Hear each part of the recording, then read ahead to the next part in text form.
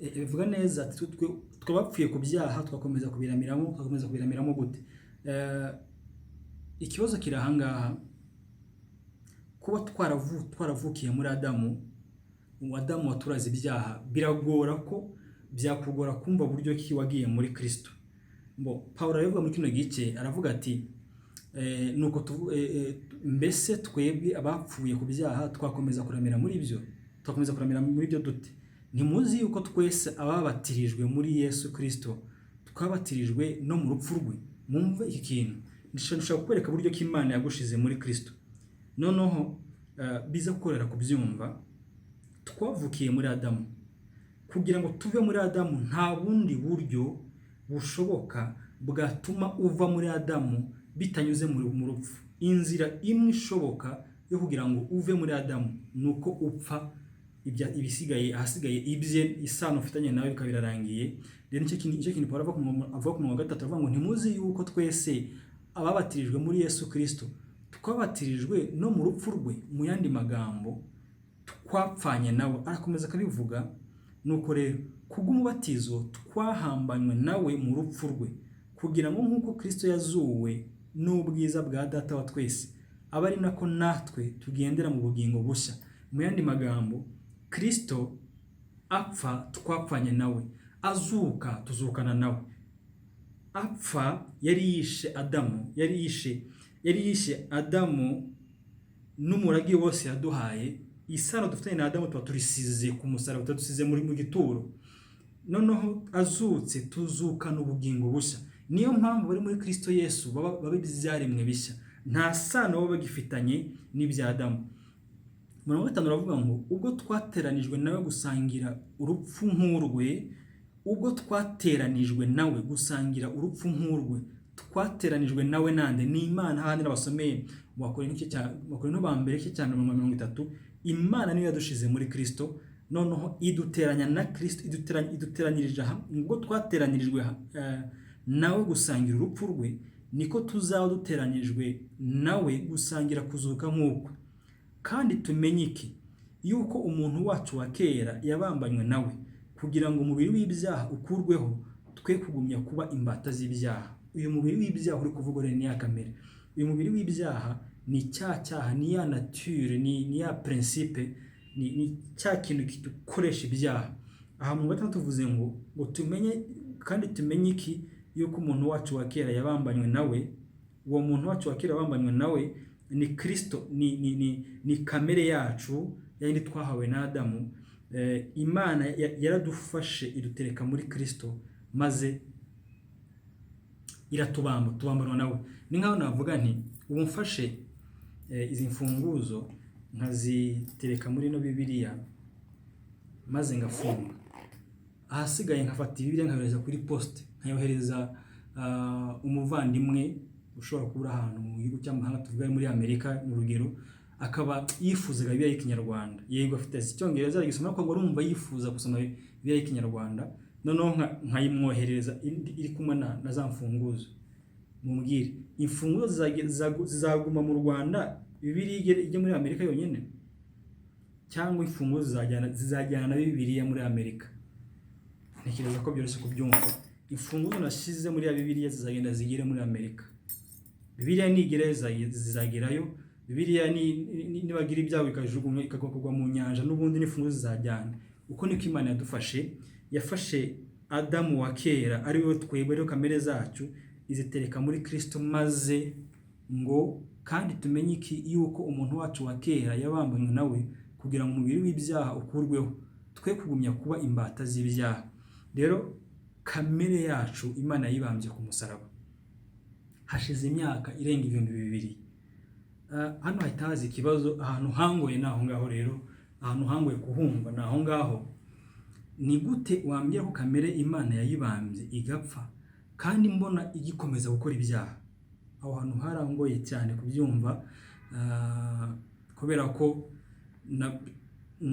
ndabara nk'umuntu, nkabarira mu bihe tubamo twebwe nk'abantu, mu bihe tugira le passé, tugira kahise, ibihe turimo bya none n'ahazaza, byarangoraga.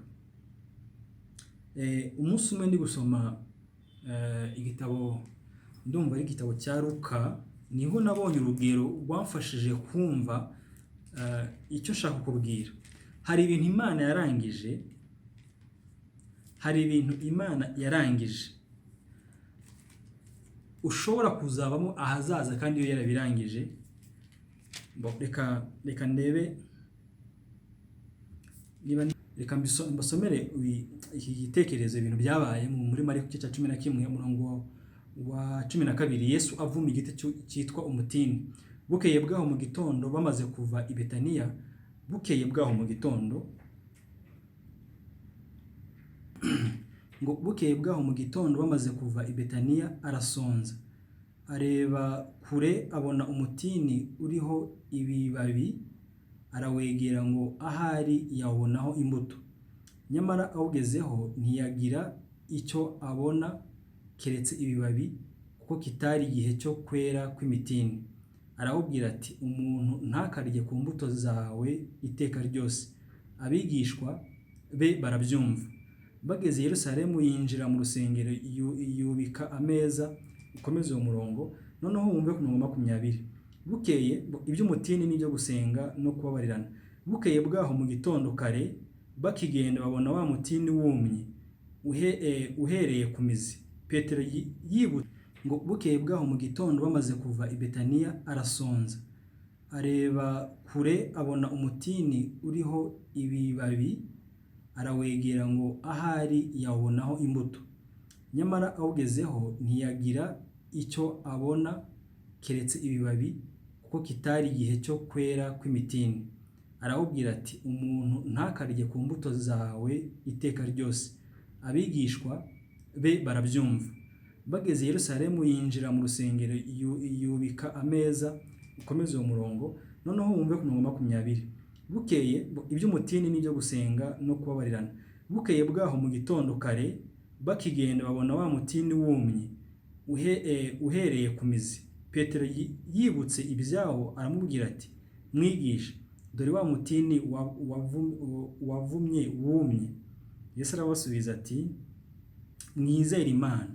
Ndababwira ukuri yuko umuntu wese wabwira uyu musozi ati, shinguka utabwe mu nyanja, ntashidikanye mu mutima we, yizeye yuko icyo yavuze gikorwa yakibona. Icyo nshaka kuvuga ahangaha, uru rugero ni urunguru. Mu wa 12 ngo bukeye bwaho mu gitondo bamaze kuva i Betaniya arasonza. Hari mu gitondo, sinzi ngo hari saa 2, sinzi ngo hari saa 3. Icyakora nuko mbona ko hari mu gitondo. Rero yashagiye ari mu gitondo ngo abona umutini, yarazi ko hariho imbuto, abona nta mbuto ziriho, maze arawuvuma ati, ntakagire ngo umuntu ntakarye ku mbuto zawe iteka ryose. Muri make yaramaze kuwuvuma. Muri icyo gitondo sinzi ngo hari saa 2 cyangwa hari saa 3, ariko reka dufate ko hari saa 3. Umuntu wahanyuze saa 3:30 ntiyigeze abona ko icyo giti cyamaze gupfa, kuko mu by'ukuri cyagaragara nka ari kizima, amababi asa neza gitoshye cyane ko ayo masaha bari n'amasaha y'amafu, ntabwo izuba rirakomera ku buryo byatuma igiti kiraba. Uwanyuze 3:30 yabonaga ari igiti kizima. Uwanyuze saa 4 nawe akabona ni igiti kizima. Uwanyuze saa 6 nawe nuko yabonye igiti kizima. Masaha ya saa 8 saa 9, uretse n'abantu n'ibiti byabibona bisa nkaho byarabye kubera izuba ryinshi, uwakibonye ati wenda ni nk'ibindi byose, cyarabye nk'ibindi byose, ariko ni kizima. Byagiye kugaragara ko cyapfuye umwanya Yesu yakivumye, byagaragaye ko cyapfuye bukeye bwaho. Nibwo Petero avuze ati, banyuze ku cya giti babona ngo cyumye. Noneho Petero avuga ati, deba cya giti wavumye cyamaze kuma. Aravuga ati, ufite kwizera amagambo yavuze mwayumvise. Aya magambo niyo yambashije kumva neza icyo umwuka w'Imana avuga mu Baroma 6:6. Iki ijambo ry'Imana rivuga, kamere zacu ntibyoroha kucyakira.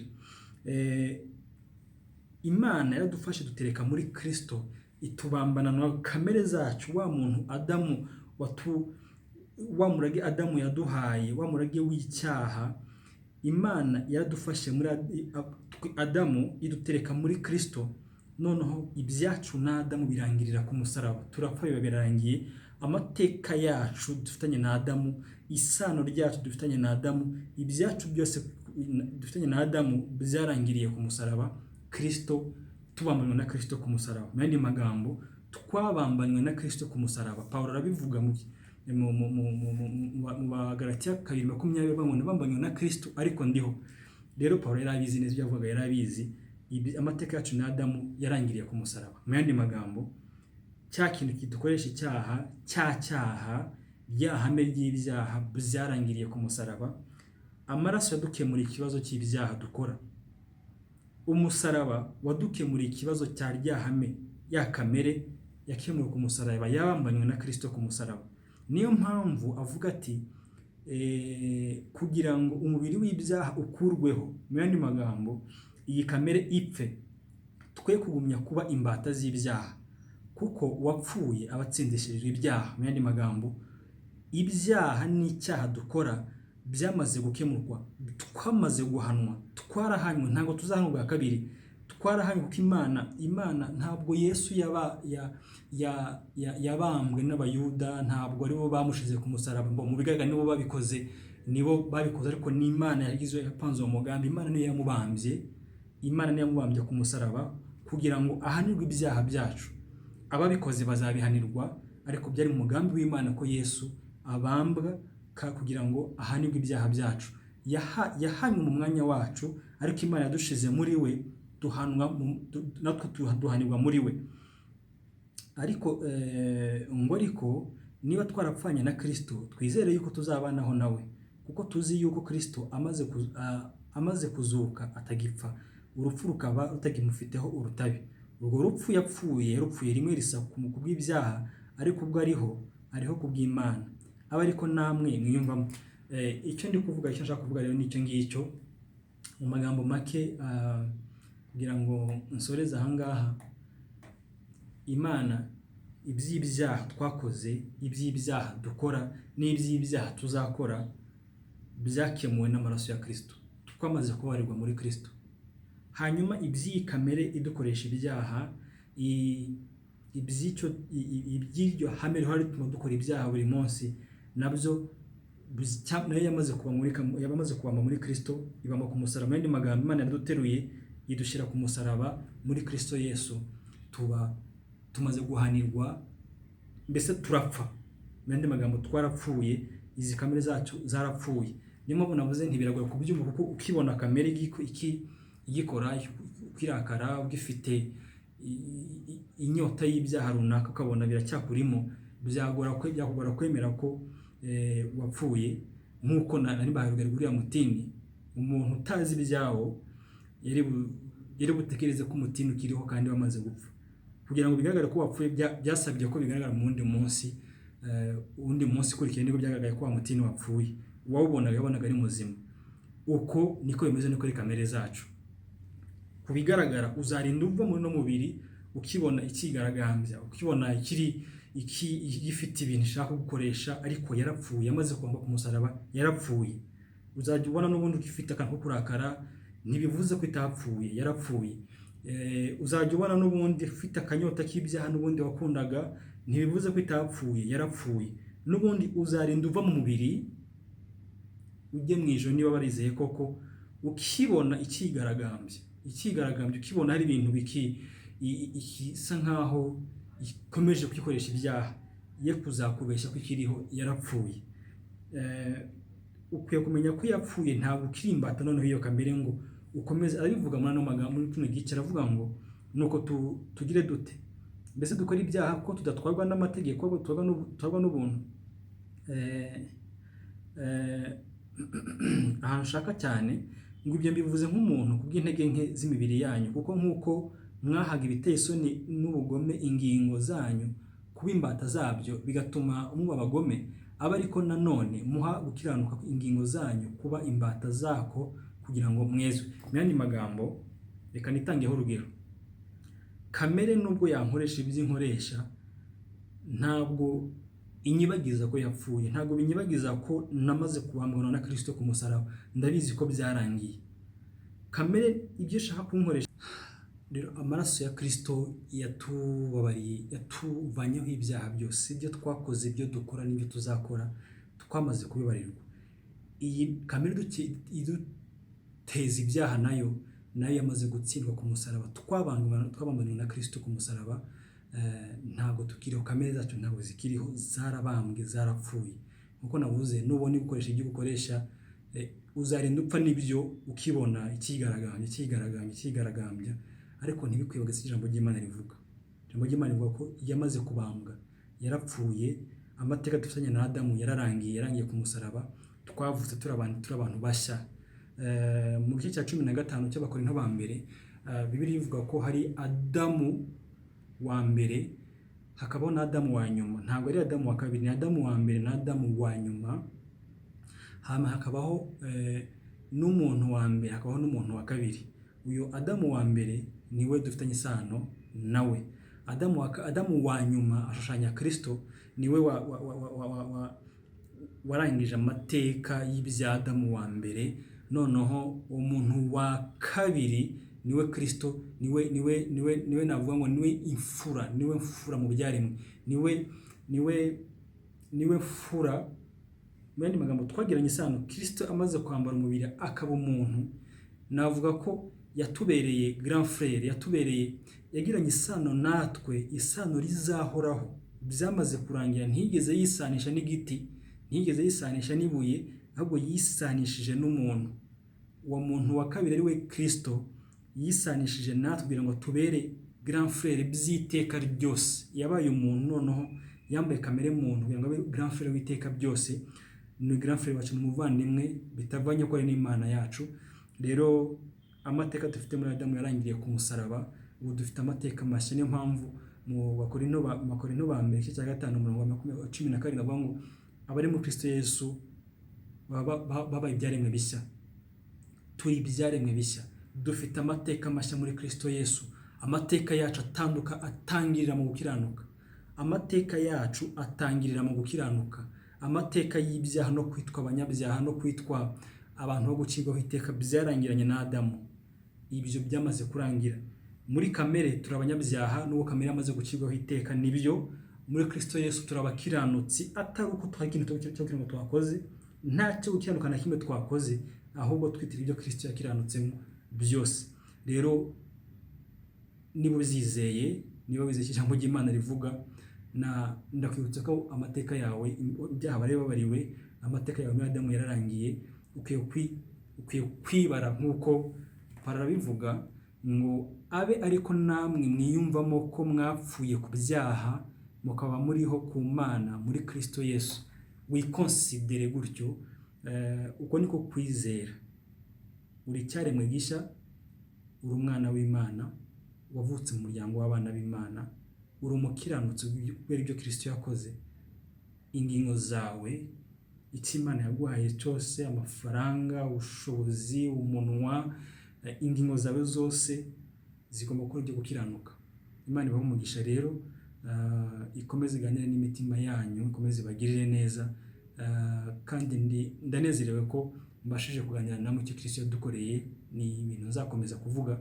Imana ibahe umugisha, Imana ibagirire neza. Umuntu utekereza ko kubifata gutya bituma umuntu akomeza kuba umunyabyaha, umuntu akomeza gukora ibyaha cyangwa se akijandika mu byaha, umuntu wasobanukiwe icyo Kristo yakoze, umuntu wabihishuriwe, ntibikunda kuko yijandika mu byaha. Uwo muntu ntabwo baramenya icyo Kristo yamukoreye. Umuntu ubizi neza icyo Kristo yamukoreye, kumenya ko nababariwe ntibituma ajya gukomeza gukora ibyaha. Oya, ntibyakunda. Ibyaha ashobora kubikora kubw'intege za kamere, nkuko nabivuze mu video y'ubushize. Ntabwo icyaha ari ikintu kiryoshye umuntu akomeza kuvuga ngo ni ubuzima ashaka kwifuza gukomezamo.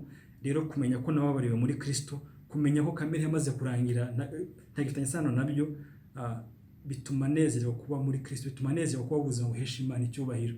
Icyo ni cyo umusaraba akora kuri twebwe. Twabambanye na Kristo, ariko turiho. Ariko sitwa turiho, ahubwo ni Kristo uriho muri twebwe, kugira ngo yiheshe icyubahiro. Imana ibahe umugisha rero, kandi mugire umunsi mwiza.